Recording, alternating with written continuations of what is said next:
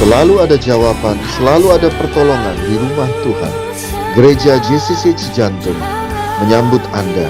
Ingat selalu bahwa Tuhan Yesus Juru Selamat kita dan masuk ke dalam hati kita sehingga kita menerima keselamatan. Selamat mendengarkan dan menjadi berkat. Ini adalah sambungan dari tadi pagi. Tadi pagi kita membahas tentang the backstory, tentang orang Majus.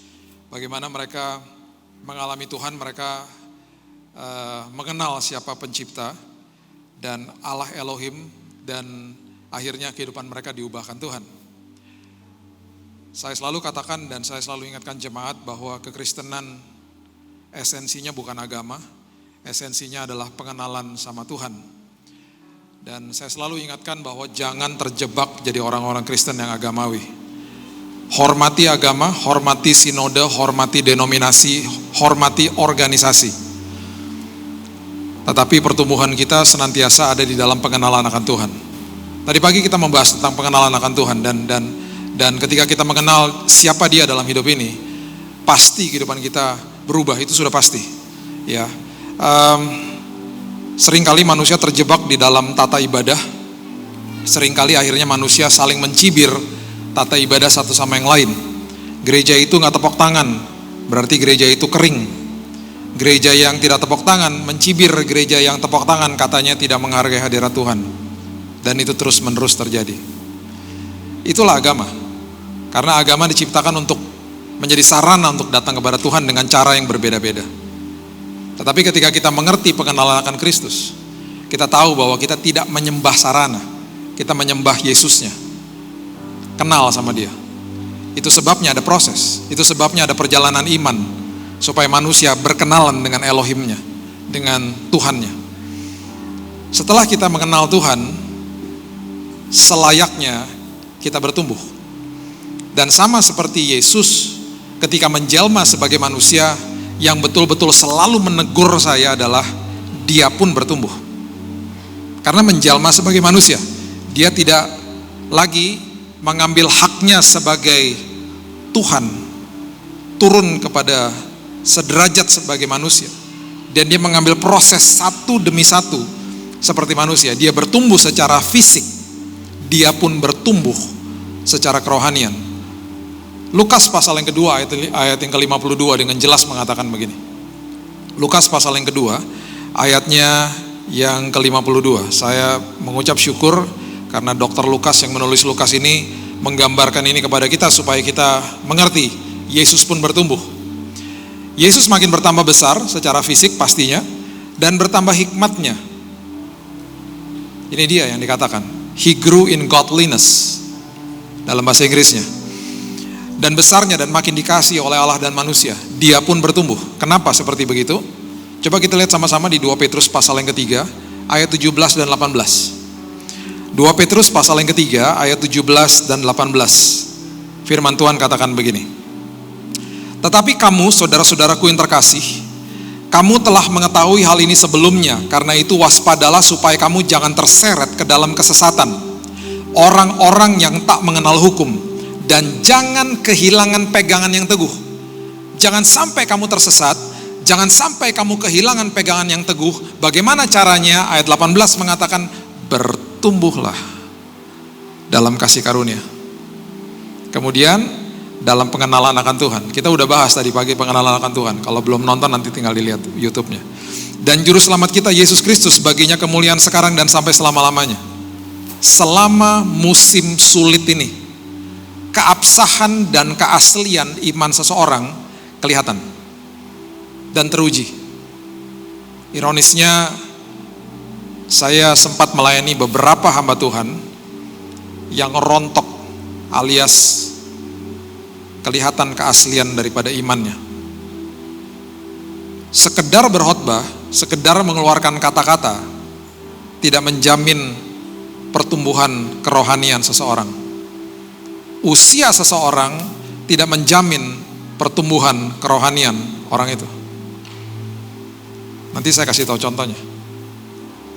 Itu sebabnya setiap hari adalah proses kita kenal dan kita bertumbuh.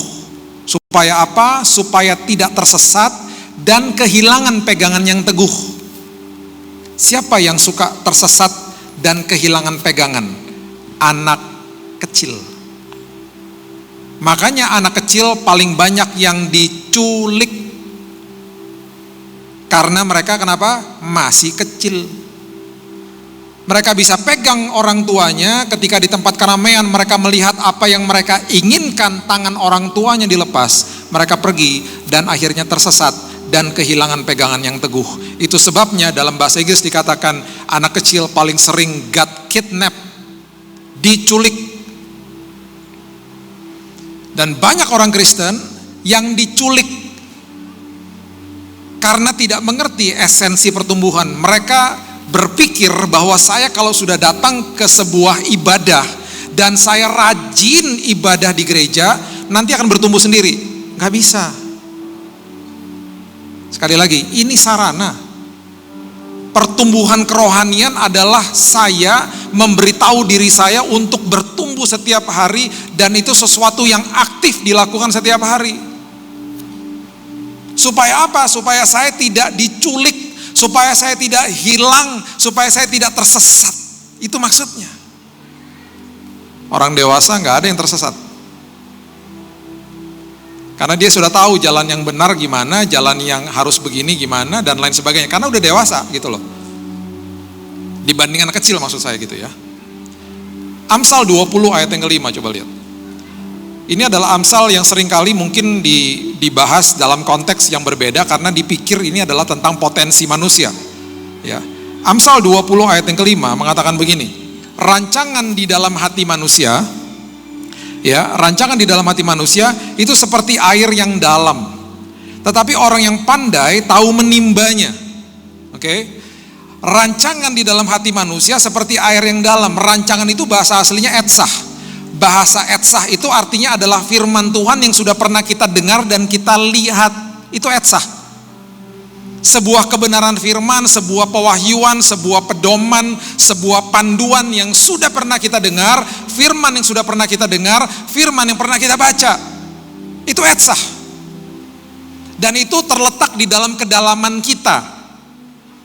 Kemudian dikatakan orang yang pandai tahu menimbanya. Menimba bahasa aslinya adalah dalah. Artinya adalah cakap untuk mengambil ember dan kemudian ditarik yang ada di dalam ke permukaan. Itu menimba. Yang sangat menarik adalah kata orang pandai. Karena ketika ditarik bahasa aslinya, orang pandai artinya adalah tabun dan itu artinya argumentasi. Nah loh. Kok orang pandai cakap berargumentasi, argumentasi sama siapa? Pribadi yang paling sering berbicara dengan saudara adalah diri saudara sendiri. Betul atau betul? Pribadi yang paling sering bicara sama saya adalah Billy Lantang. Bukan istri saya, by the way ini istri saya. Ini teman baik saya Yosia Mawika. Surprisein saya tadi barusan. Saya pikir dia gak datang ibadah kedua. Pribadi yang paling sering bicara sama saya adalah diri saya sendiri. Kalau diri saya sendiri udah penuh dengan kebohongan dan percaya sama kebohongan iblis dan sudah diculik sama iblis, saya akan ngasih tahu diri saya kebohongan. Orang yang bunuh diri bukan karena kemarin dia baru stres. Orang yang bunuh diri itu karena dia udah bertahun-tahun mengatakan kepada dirinya sendiri, kamu bodoh, kamu gak layak, kamu gak sanggup dan lain sebagainya. Jadi orang yang tabun, orang yang pandai adalah orang yang cakap berargumentasi dengan siapa? Dirinya sendiri. Itu maksudnya. Firman yang diberikan selalu terletak di dalam roh manusia. 2 Korintus 3 ayat 3. Nanti dicatat aja di rumah dibaca. Saya gak banyak waktu jadi dicatat-catat aja ya. 2 Korintus 3 ayat 3 mengatakan firman itu ditulis di atas loh hati, itu bicara soal roh. Bukan di atas loh batu lagi. Semua yang masuk ke dalam perjanjian baru dimasukin ke dalam sini. Dulu yang sakral bait Allah. Sekarang yang sakral apa? Bait Allahnya ini, tubuhmu. Dulu yang sakral pengorbanan. Sekarang yang sakral ketaatan. Pengorbanan gak ada artinya tanpa ketaatan. Semuanya dimasukin sini. Nah, ketika kita lahir baru, yang lahir baru rohnya. Sepertiga daripada kita disempurnakan. Tubuhnya tetap sama. Saya waktu lahir baru tetap aja ngaca, besoknya botak aja, tetap nggak tumbuh-tumbuh rambutnya. Mentang-mentang lahir baru tiba-tiba jadi gondrong. By the way, saya punya saudara yang kalau manggil saya gondrong sampai hari ini. Kurang ajar tuh orang. Di HP-nya dia gondrong. Kemarin ketemu sama saya di Bali. Hai gondrong gitu. Orang-orang pada bilang, gondrong? Dari mana gondrong? Ketika kita lahir baru, jiwanya kita juga kan tubuh, jiwa, dan roh kan. Jiwanya juga belum disempurnakan. Jiwanya under construction. Roma 12 ayat 1 dan 2. Diperbaharui hari lepas hari. Nah, semua firman yang kita sudah terima, etsah yang sudah kita terima, itu makanya dikatakan terbenam di dalam roh.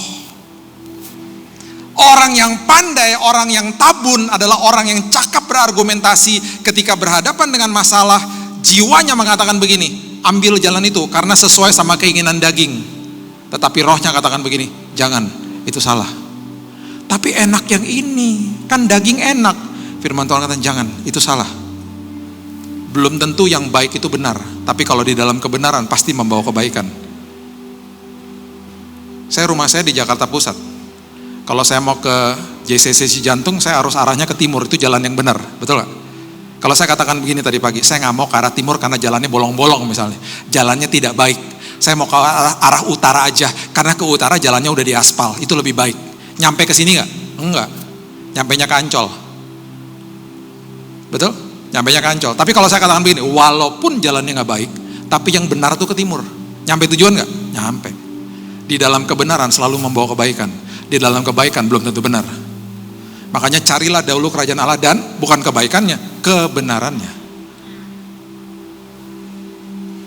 Makanya ketika mau ambil keputusan, orang yang tabun, orang yang pandai, orang yang cakap berargumentasi dengan dirinya sendiri akan katakan, walaupun enak ngambil keputusan ini, sesuai sama daging saya, tapi itu salah. Yang benar ini, dia menimba sampai kedalaman, dia tarik keluar kebenaran sampai ke permukaan, dia katakan, aku mengambil keputusan yang ini ya Tuhan. Itu orang yang tabun. Bagaimana orang itu bisa seperti itu? Kalau dia bertumbuh di dalam Tuhan. Anak kecil gak bisa seperti gitu. Anak kecil gak bisa ambil keputusan yang baik bagi dirinya. Contoh, ada gak anak kecil yang begini? Dedi, Mami, aku nanti malam mau tidur jam 8 malam. Bangunin aku jam 6 ya, karena katanya kalau tidur paling sedikit 8-9 jam itu sehat bagi tubuh. Yang ada anak kecil disuruh tidur susah banget, betul gak? Gak ada anak kecil ngatakan begini, Mami, Dedi, besok buatin aku brokoli rebus, karena itu sehat bagi tubuh. Ada gak anak kecil kita ngomong begitu? Besok tolong masakin wortel rebus sama nasi merah, karena itu sehat bagi tubuh. Sama masakin dada ayam di grill, jangan digoreng. Gak ada. Yang ada anak kecil, Mami Jeko dong, kalau bisa 1 lusin saya mau habisin, yang banyak gulanya ekstra. Mami KFC dong, kalau bisa 4 potong sekalian yang gede-gede.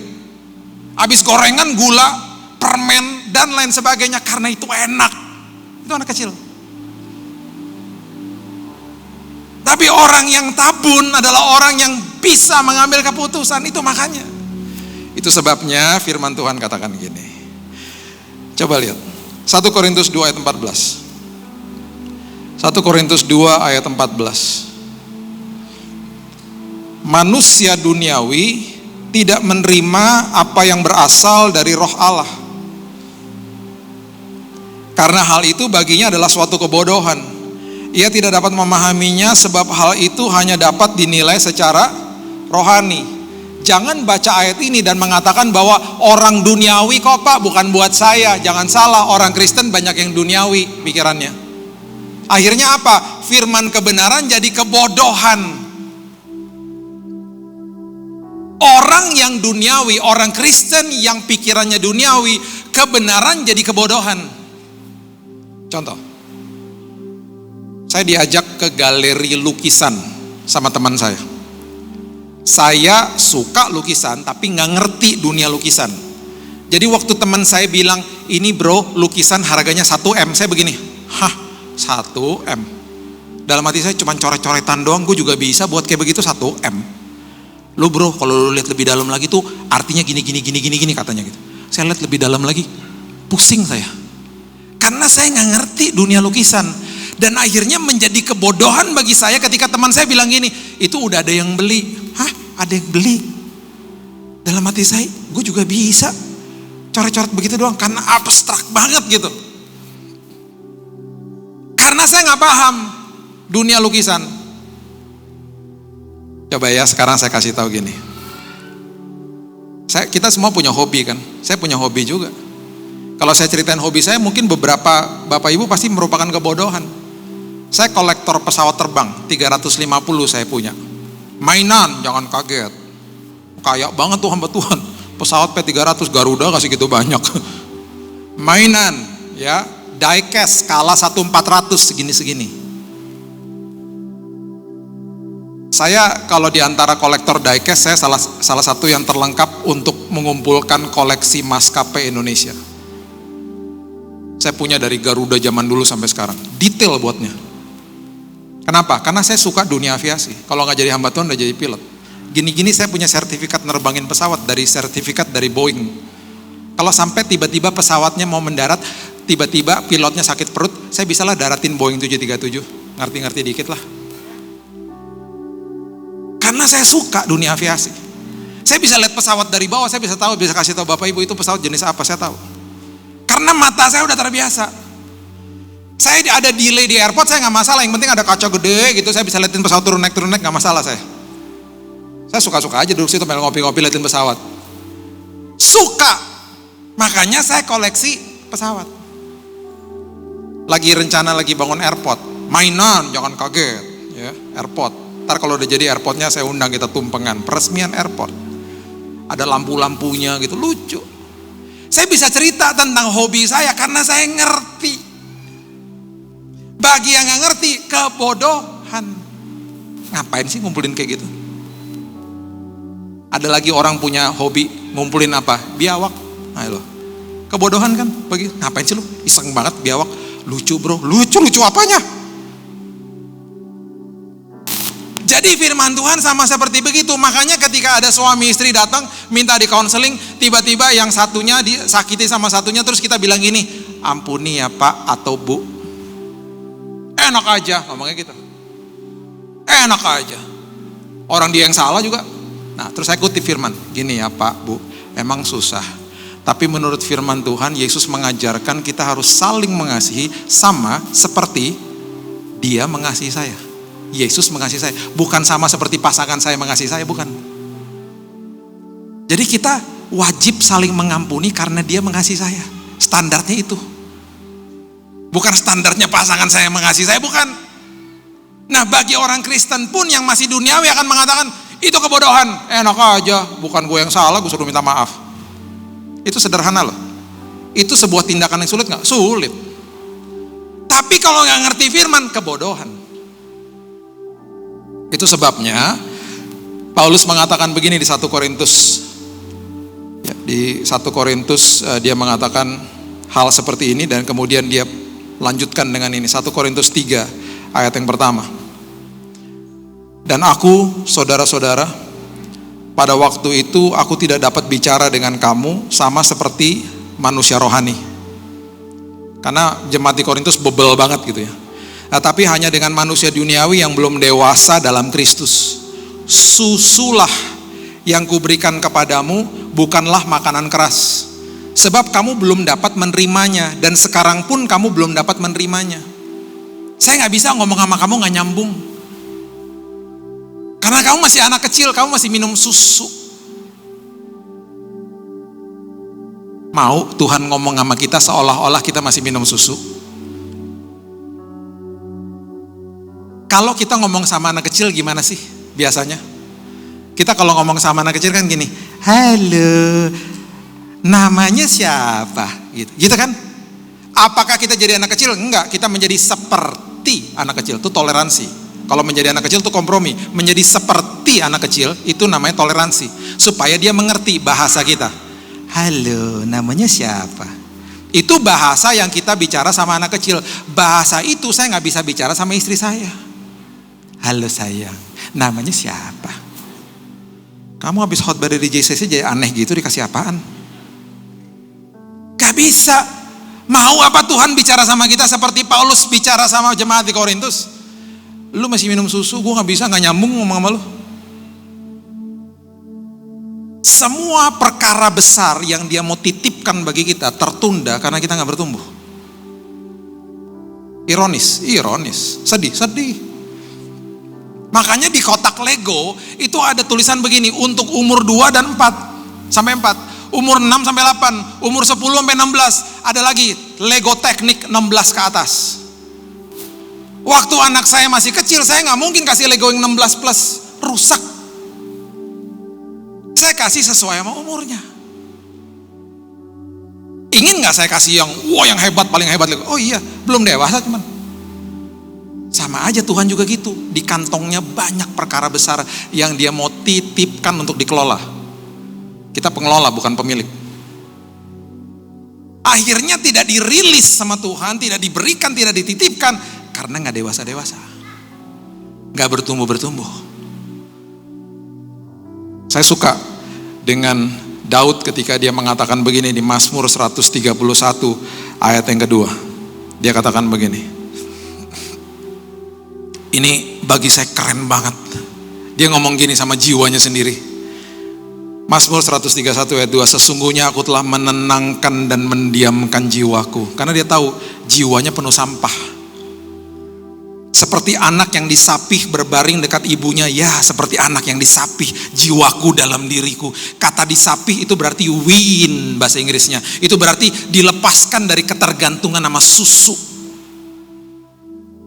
Waktu saya bertobat tahun 98, jiwa saya udah penuh sampah.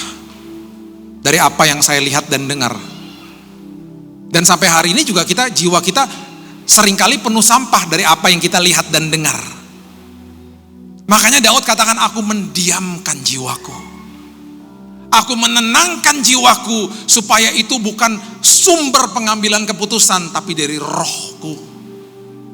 Karena aku mau belajar dari orang yang tabun, orang yang pandai, orang yang cakap berargumentasi dalam diri sendiri. Karena aku mau bertumbuh di dalam Tuhan. Aku gak mau lagi bergantung sama susu, aku mau dilepaskan, disapih dari itu.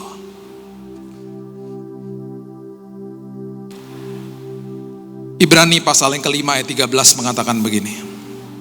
Ibrani pasal yang kelima ayat 13. Sebab barang siapa masih memerlukan susu, ia tidak dapat memahami ajaran tentang kebenaran. Sebab ia adalah apa? Anak kecil. Itu sebabnya Yesus bertumbuh. Dia lagi kasih contoh sama kita. Saya datang bawa hubungan. Kemudian saya datang dan saya bertumbuh. Saya mau kamu bertumbuh juga. Bertumbuh di dalam pengenalan sama saya. Supaya apa? Kamu gak tersesat. Supaya kamu gak kehilangan pegangan. Supaya ketika ada masa-masa sulit seperti ini, kamu tetap teguh. Imanmu, keabsahan imanmu hebat. Kamu gak gampang diculik. Gak seperti anak kecil. Dan firman Tuhan tadi di awal dikatakan bertumbuh di dalam kasih karunia. Saya akan tutup dengan ini ya. Saya kasih 2 ayat lagi. Coba lihat Kejadian pasal yang ketiga ayat yang ke-10. Bertumbuh di dalam kasih karunia adalah seperti ini sebenarnya. Kejadian pasal yang ketiga ayat 10 mengatakan begini. Ia menjawab, ketika aku mendengar bahwa engkau ada dalam taman ini, aku menjadi takut karena aku telanjang, sebab itu aku bersembunyi. Manusia waktu jatuh dalam dosa di perjanjian lama takut. Dan ada kata telanjang di situ.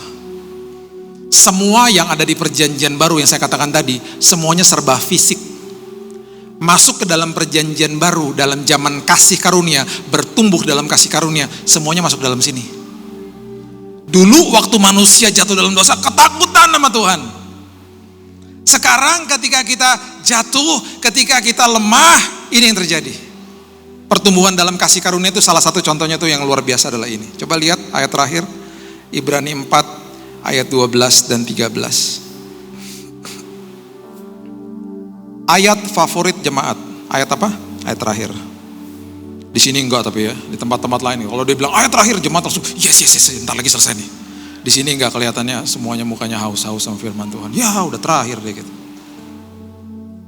Haus. Ibrani 4 ayat 12. Sebab firman Allah hidup dan kuat dan lebih tajam daripada pedang bermata dua manapun. Perhatikan kalimat ini. Ia menusuk amat dalam sampai memisahkan jiwa dan roh. Makanya firman Tuhan itu memisahkan jiwa dan roh. Firman Tuhan membuat kita bertumbuh. Firman Tuhan membuat kita jadi tabun, jadi cakep berargumentasi. Makanya pesan saya begini, jangan sekedar baca firman.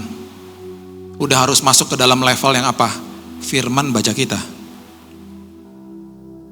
Ketika firman yang baca kita, ini yang terjadi. Ini yang terjadi. Sendi-sendi dan sumsum, ia sanggup membedakan pertimbangan dan pikiran hati kita. Kemudian dikatakan di ayat 13, tidak ada satu makhluk pun yang tersembunyi di hadapannya, sebab segala sesuatu telanjang dan terbuka di depan mata Dia yang kepadanya kita harus memberikan pertanggungan jawab. Keluar lagi kata telanjang, kata terbuka dan telanjang di perjanjian baru artinya trakelizo. Trakelizo itu artinya terbuka sampai kelihatan sedalam-dalamnya. Yang terjadi apa?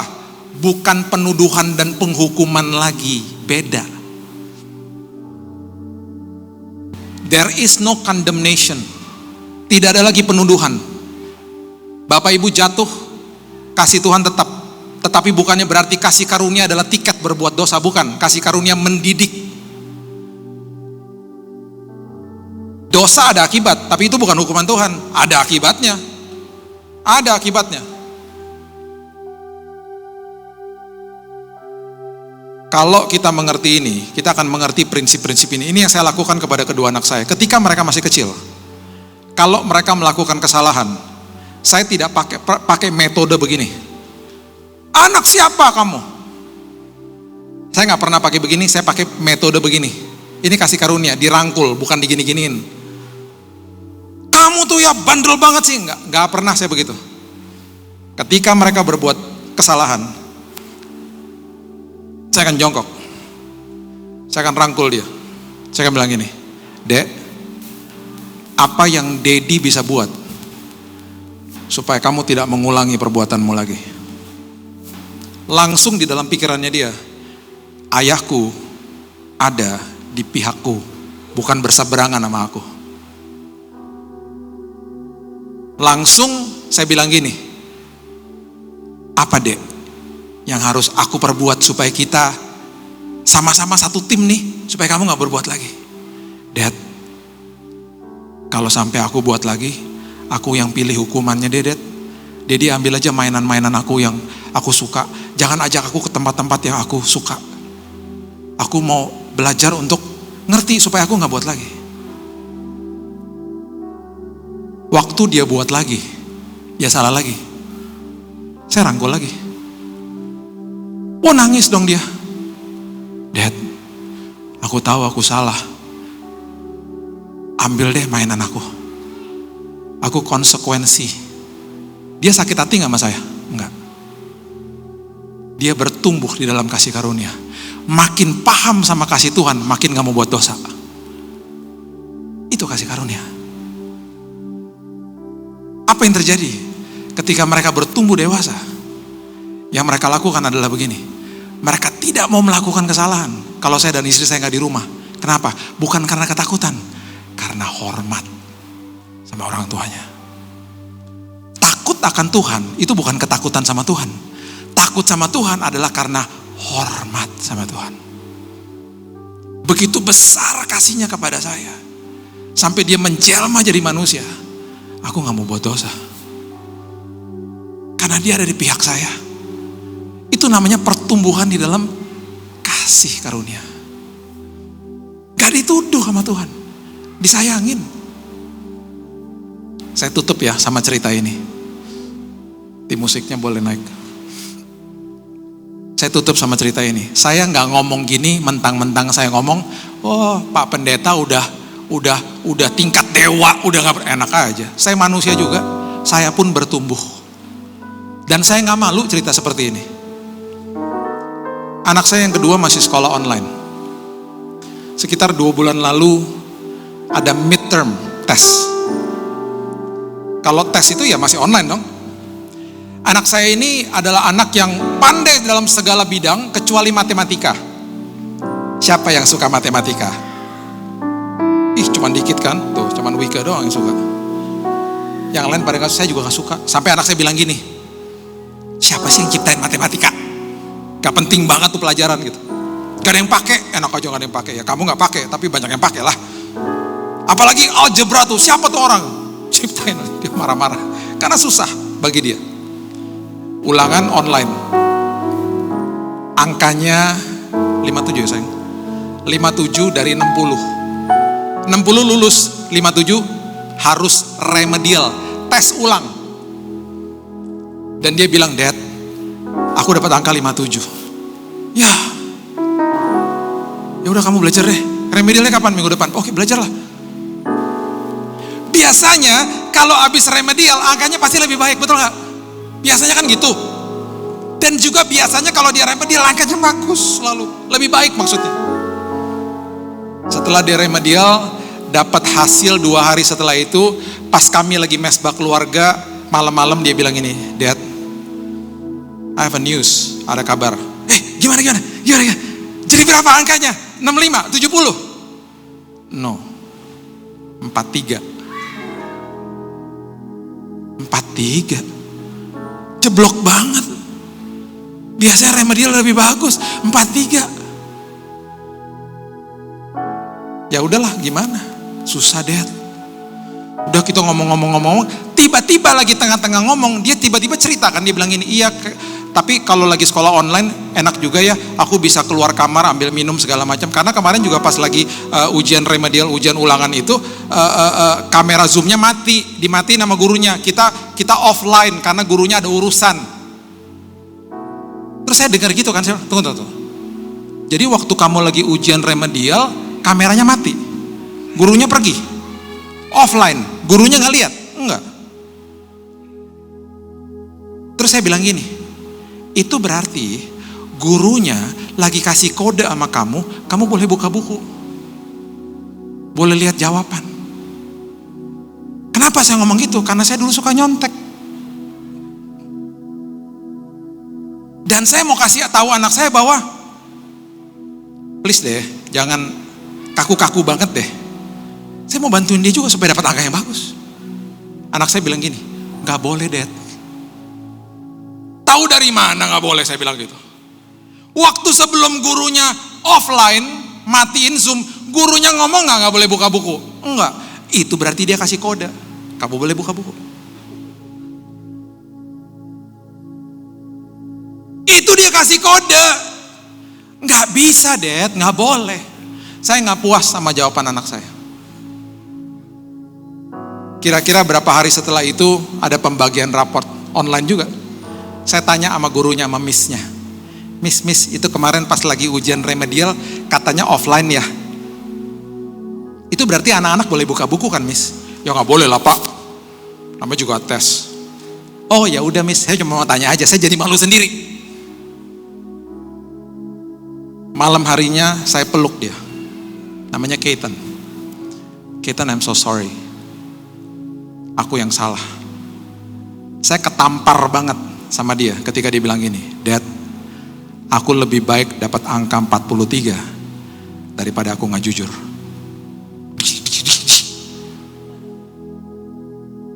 Aku lebih baik dapat angka jelek daripada aku tidak punya integritas.